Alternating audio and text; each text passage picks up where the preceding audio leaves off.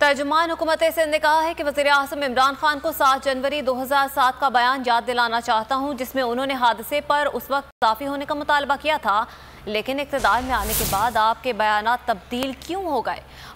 मौजूदा दौर में 12 रेलवे हादसात हो चुके हैं, एक बार भी वज़ीर रेलवे से कार्रवाई नहीं की गई।